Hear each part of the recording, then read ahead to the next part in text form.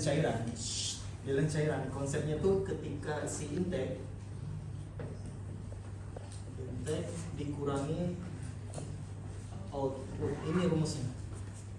Intake dikurang output itu rumusnya.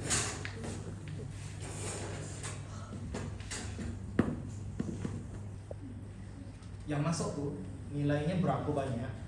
Misalkan yang masuk tuh ada 1000 cc, 1 liter ya. Kita minum nih air nih 1 liter.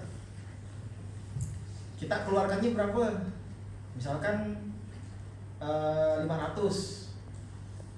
1000 dikurang 500 berapa? 500.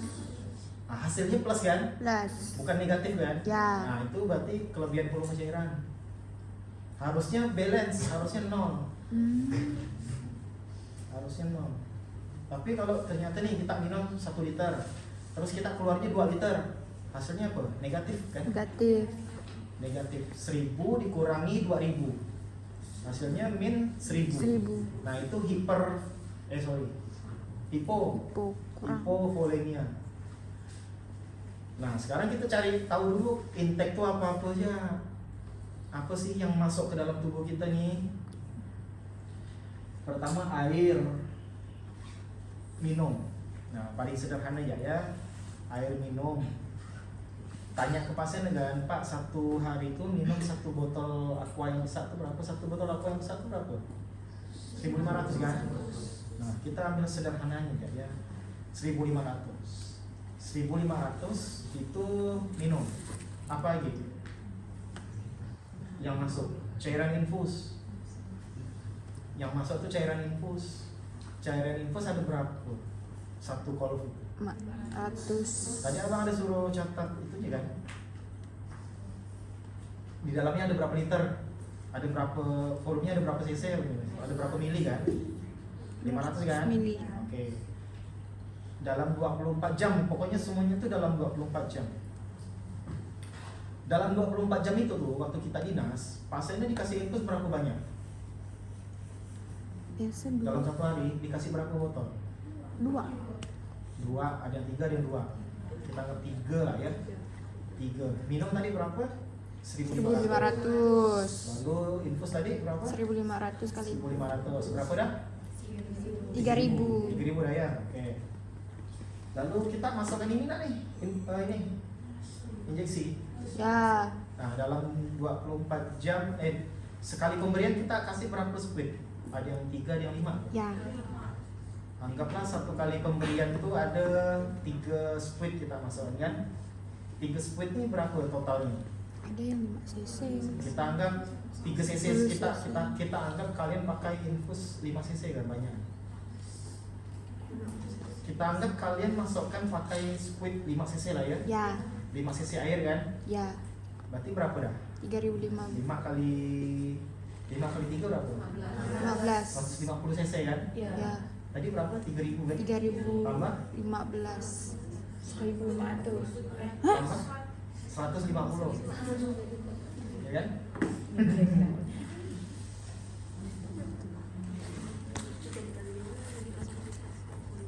Berarti injeksi kok 150 hitungnya.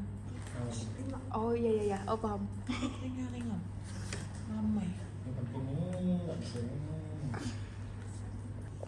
Minum 1500. Habis itu infus ya? Infus. Infus berapa banyak? 1 hari dalam 24 jam. Sama. 3. Yang minum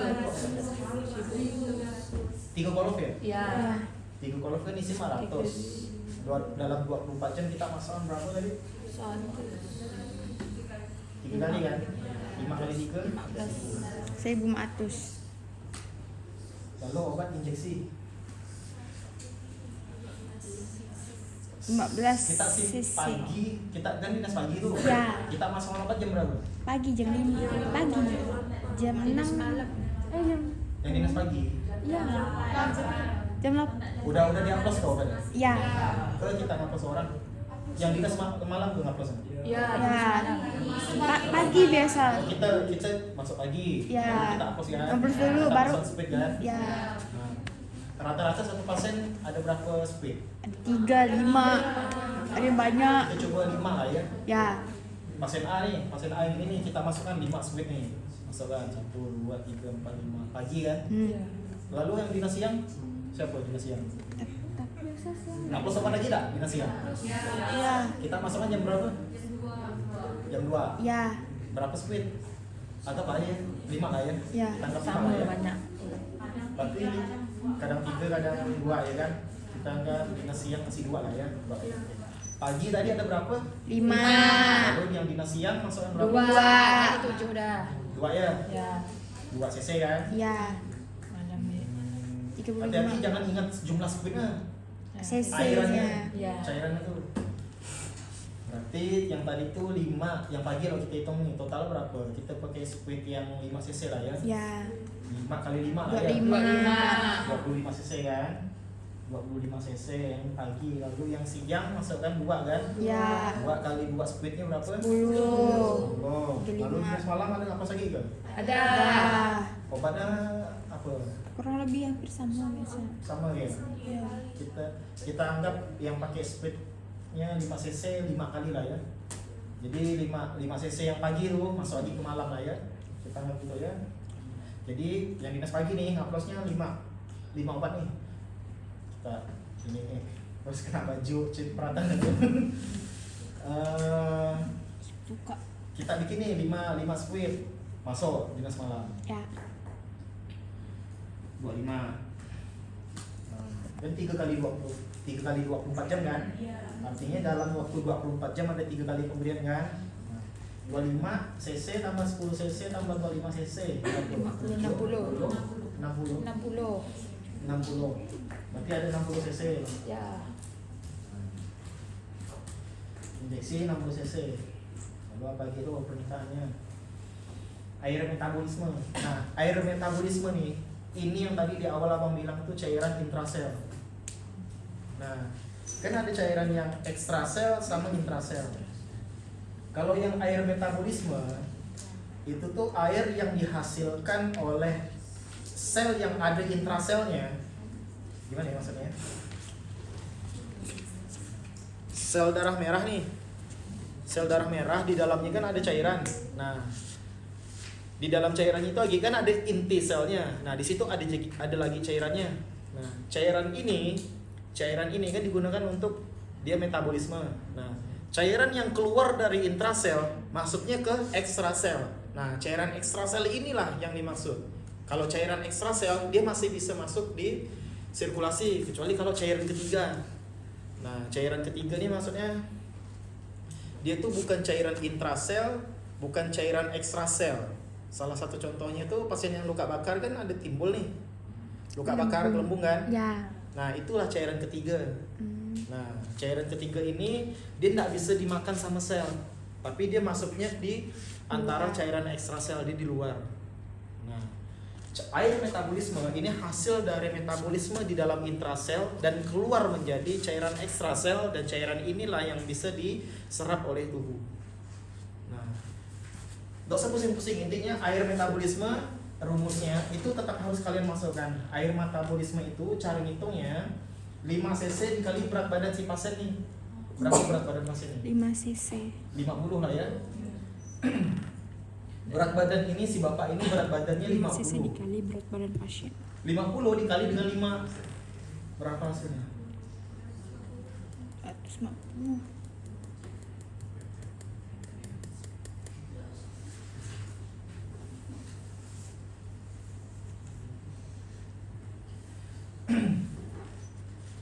Air metabolisme 5 cc dikali berat badan ini. 5 cc itu udah rumusnya. Oke.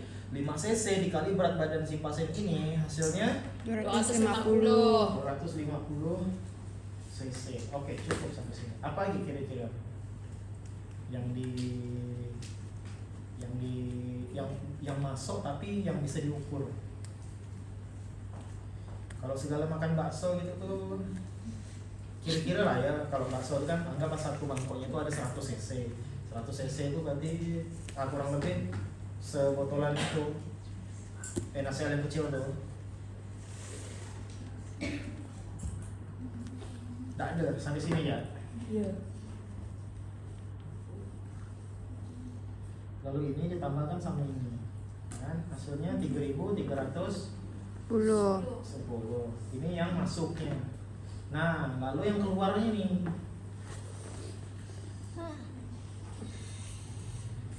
Yang keluarnya apa? Air kencing. Urin. Urin. Urin gimana cara ngitungnya?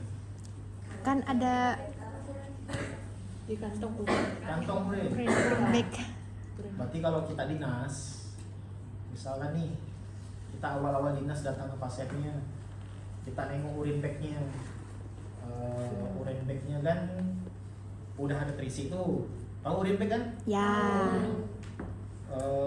Kita datang tiba-tiba urin bagnya udah ini nih, Penuh. udah penuh nih. Nah, berarti itu kita harus nyari tahu tuh, berarti kita kan tarik mundur kan waktu kan. Dia penuhnya sejak kapan nih? Takutnya belum dibuang-buang dari beberapa hari yang Kemarin. lalu. Nah, kita harus cari tahu kapan terakhir dibuang. Kalau terakhir dibuang tuh 2 hari yang lalu, nggak sih, nggak pakai nih. Dan kita ngitungnya 24 jam kan? Ya. Kalau yang udah penuh dan kita nggak tahu kapan terakhir dikosongkan, ya udah bikin baru. Maksudnya buang lo semua. Nah, bilang ke ibu pasiennya, Bu, ini jangan ibu buang. Akhirnya saya mau ngitung. Bilang kok sakit gitu, saya bilang asli.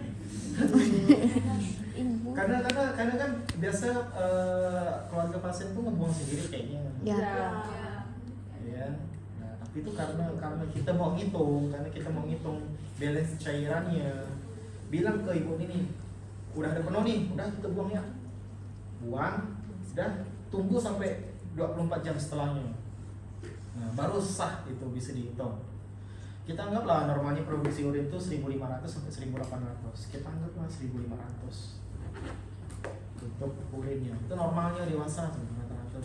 Dalam waktu 24 jam itu 1.500. Apalagi yang keluar? Keringat. Cuma ngitung. Keringat. BAB tuh itu ternyata harus dihitung juga. Patokannya 1 kali BAB itu 100 cc. Kalau secuil. 100 cc. Kondisi normal 1 BAB fesesnya 1000 cc. Tadi buka. Sekali buang air besar itu kita anggap 100 cc. Apa lagi yang keluar? Iya, air mata sama keringat. Betul. Nah, ada namanya IWL. Nah, insensible water loss. Insensible water loss. Paling laris manis nih pertanyaan ini nih sama perawat-perawat yang suka nanya-nanya kita di rumah sakit, apa? Gimana cara ngitung WL ke perawatnya? Mampus. Terus kita udah tahu nih cara ngitung WL kita. IWL tuh 15 dikali berat Pada badan pasien bagi per 24 jam. jam. Dalam waktu 24 jam. Nah, IWL-nya rata-rata biasanya tidak lebih dari 1.000. 15 dikali berat badan ini berapa? 50. 15 kali 50 berapa? 15 dikali 50. Hah? 750 Bagi 24. 700? 750.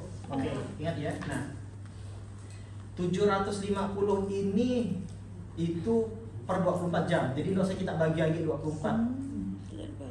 Nggak usah dibagi-bagi lagi.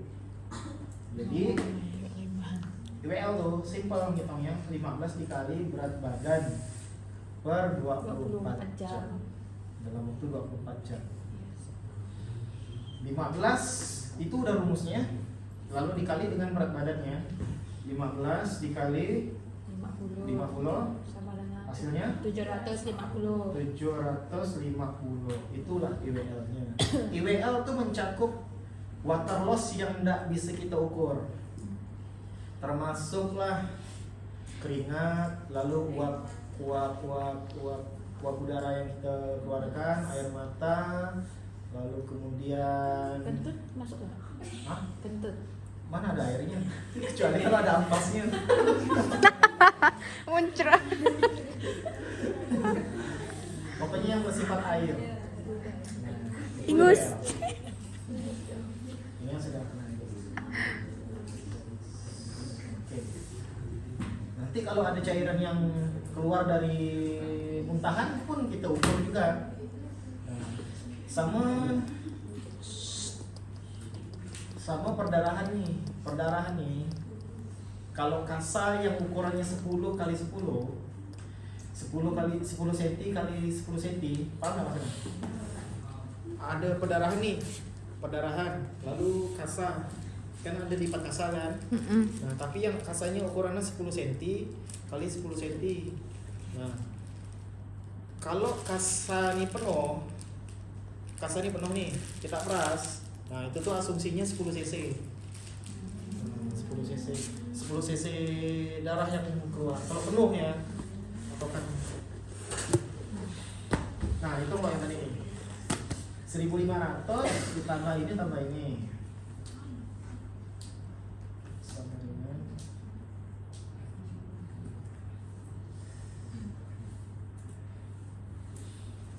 nah, ini 2.300. ini dikurangi intake dikurang output kan. Ya. Nah, hasilnya plus. Nah, berarti pasien yang ini hipervolemia. Hiper. Kenapa nih? Kencingnya sedikit nih. Masuk lebih banyak Tapi masuknya banyak. keluar. Kenapa nih? Nah, barulah kita cek tanda gejalanya. Salah satunya tanda gejalanya adalah edema. Di mana edemanya paling enak? Nah, Kaki, di tangan. Kenapa di kaki? Eksternitas. Karena gravitasi. Ya. Nah, jadi itu airnya turun semua ke bawah, makanya kakinya bengkak. Oh, wajar lah dia diangkat hipervolemia karena balance-nya ini plus hasilnya.